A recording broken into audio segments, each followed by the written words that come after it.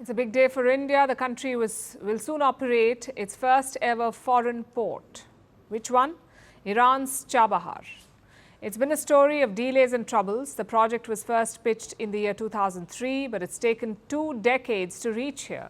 Today, India's shipping minister traveled to Iran. In his presence, a deal was signed. An Indian company will now equip and operate a terminal at Chabahar. The company is called IPGL, India Ports Global Limited. It's a state-owned company which focuses on foreign ports.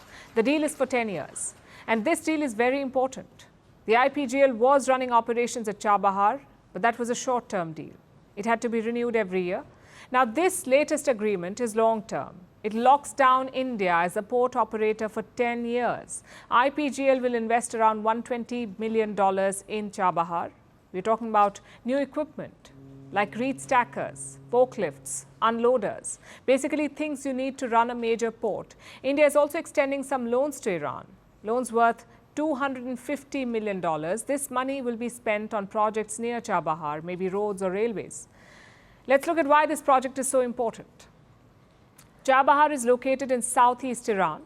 It's around 550 nautical miles from Gujarat's Kandla port, also 780 nautical miles from Mumbai. Chabahar can be a window for India. From here, you can trade with Central Asia. You can get aid to Afghanistan. You can link up to Russia in the north. And you can do all this while bypassing Pakistan. So it's a very important project. Also, look at the port next door. Pakistan's Gwadar port is east of Chabahar. It is the crown jewel of China's investments in the country. So Chabahar can steal Gwadar's thunder, especially if India moves quick. But that's also the issue here. India has moved very slowly on Chabahar. You can blame US sanctions, you can blame conflicts, but the fact is there were delays and Iran was losing patience. This year, Foreign Minister S. Jaishankar visited Tehran. The Iranians had a warning for him. Get Chabahar ready or face penalties. And it appears that India got the message because weeks later an agreement has been signed. It's important for a couple of reasons. One, it's India's first such long-term port deal. And second, it is with Iran, a country heavily sanctioned by the West. India could have given in to US pressure. Instead, India stood by Iran. And that's a strong political message.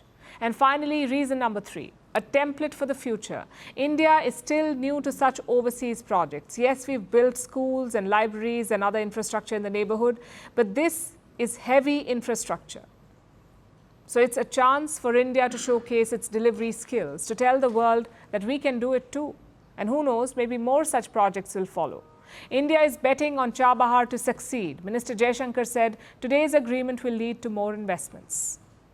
As and when a long-term arrangement is concluded, it will clear the pathway for bigger investments to be made in the port. Right now, the port has not grown because actually we didn't, if you don't have a long-term agreement, it's very difficult to invest in a port. So the very clear expectation is that the Chabahar port, at least that part of the Chabahar port that we are involved in, that will definitely see more investments. It will see more connectivity linkages coming out of that port. Clearly, the focus is there, which is why the deal was signed now, in the middle of a general election in India, also in the middle of a war in West Asia. But what is the next stage? India's main focus appears to be Afghanistan and Central Asia, and if so, connectivity will be key. Things like roads and railways. It would provide access to new Asian markets. It would also cut down trade time to old ones, like Russia. Let's see what happens with Chabahar's next stage of investments. Hopefully, it will be quicker than the first one. Firstpost reports from the world's second largest continent. Hello, I'm Alison Lagrange. A very warm welcome from Durban, South Africa. We get you the news and the newsmakers from Africa. South Africa goes to the polls on the 29th of May. I will track the election and bring you ground reports.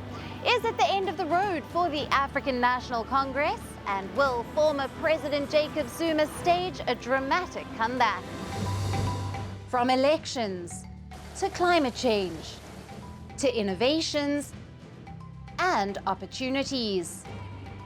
As the world's attention shifts, we report from Africa the heart of the global south. Join me every weekday live on First Post.